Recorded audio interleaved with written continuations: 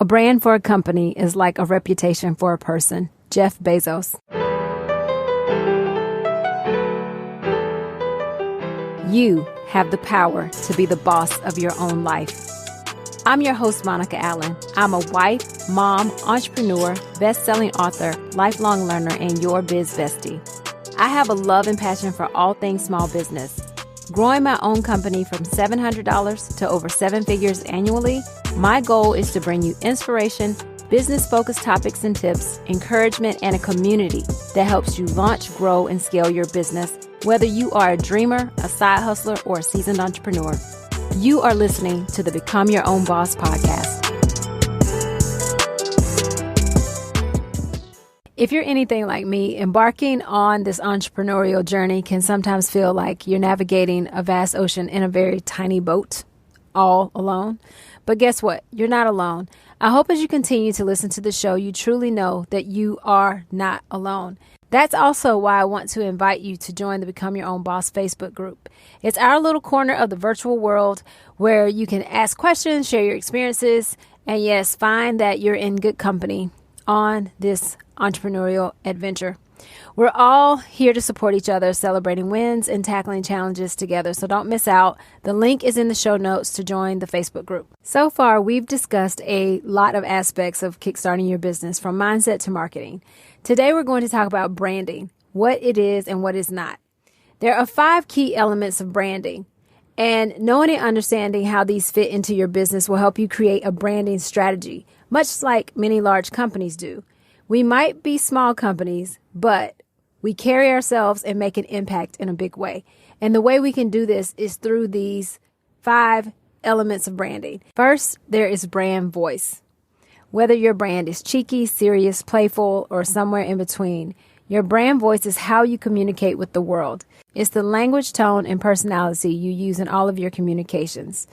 This can sometimes be difficult to develop if you have different people working on marketing, emails, social media, answering the phone, basically working in different areas of the business. But this is where standards have to be established. And it doesn't mean that these standards can't change, but you have to establish some rules. For example, in our store, we like to say, "Welcome to Zeus's Closet" when a customer walks in. In our emails, we like to say, "Thank you for choosing Zeus's Closet." We say this because we know that they really didn't have to. These things are written in our standards of operating procedures, or SOPs, and the expectation is team members will follow the script. Now, this does not mean that they can't veer off. They can definitely still have genuine conversation with customers or clients, but we like to give people a starting point. We also communicate to team members that we want customers to feel like friends. Next up is brand values. These are the core principles that guide your business. They're the moral compass that directs your decisions, your actions, and how you connect with your audience.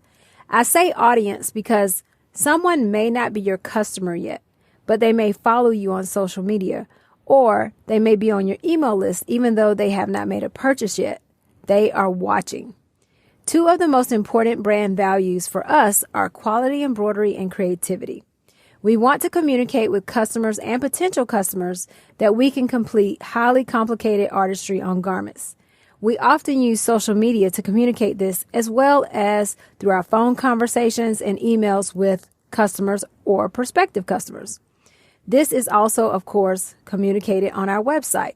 We always aim to show that custom creativity that we're able to do in our business. Next, we have brand promise. Now, our brand promise as companies is the commitment we make to our customers, the unique value they can expect to receive every time they interact with our brands. Again, for us, this goes back to creativity.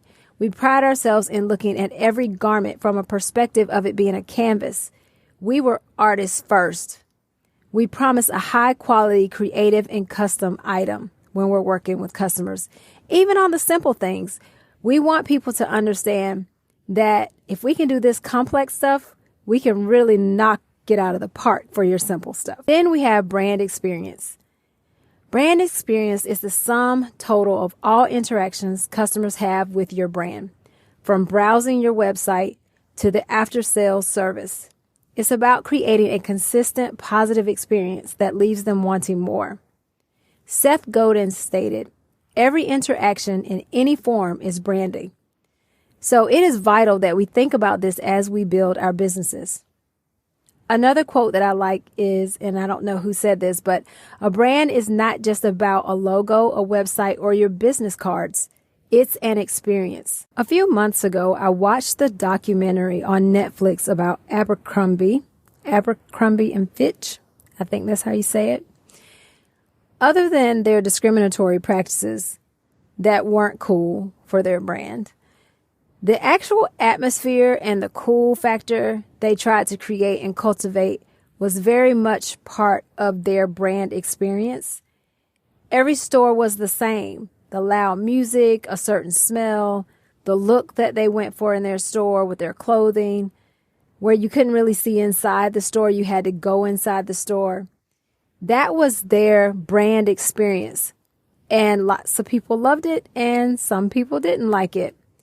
Again, I'm not advocating their discriminatory practices. That was very wrong. But the atmosphere that they cultivated and created in their stores was definitely part of their brand strategy. And if you've ever stayed at like a really nice boutique hotel, I feel like their experiences or the experience that they try to provide to their customers are top notch. There's definitely the specific smell when you walk in. They may offer you water or champagne when you check in. They are creating a brand experience.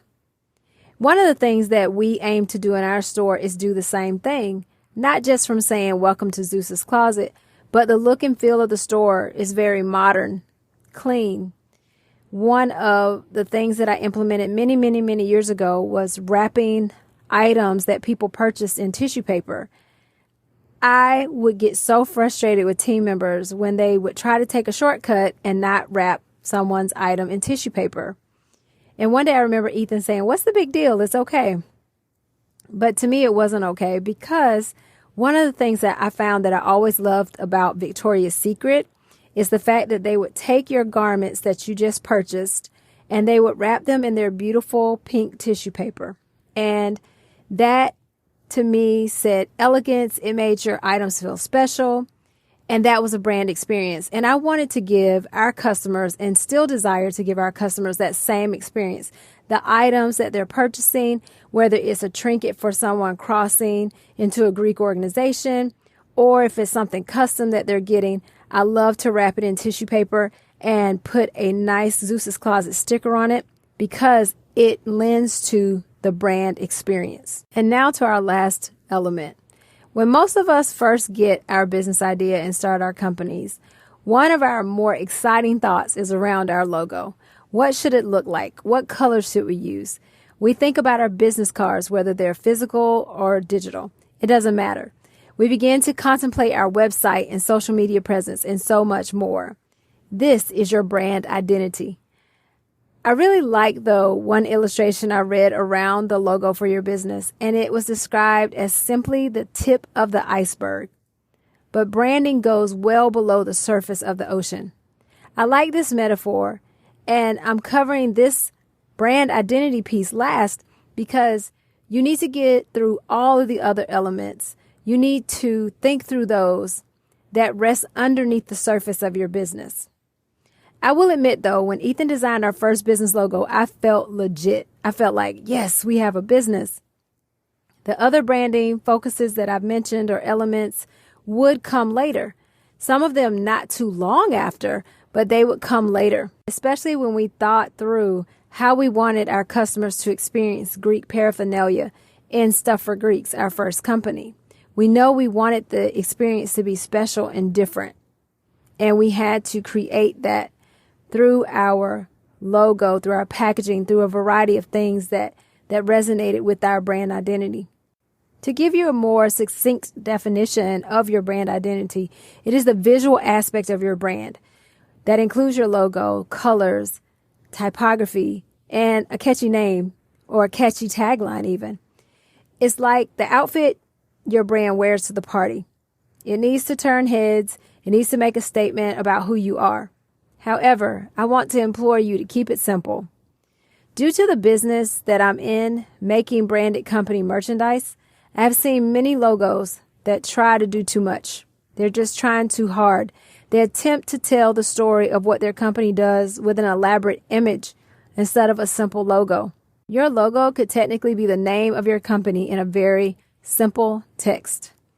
Think about the brands Gap, Coca-Cola, Apple, Microsoft, Nike, Under Armour, Spanx. The list goes on and on. Their logos are simple. Gap is just Helvetica text.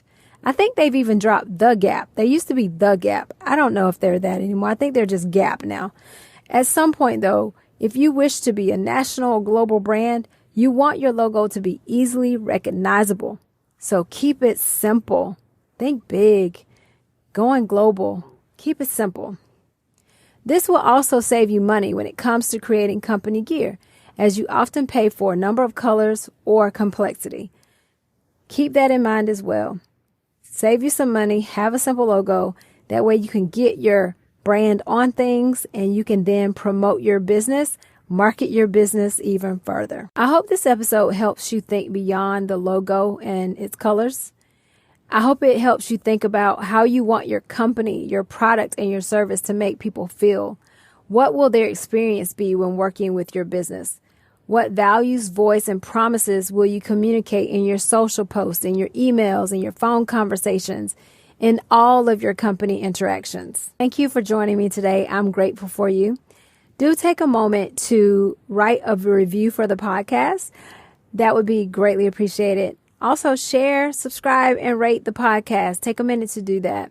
And like I said at the top of the show, please go over and join the Facebook group. Remember, now is the time. Now is the time to level up, leave a legacy, and become your own boss.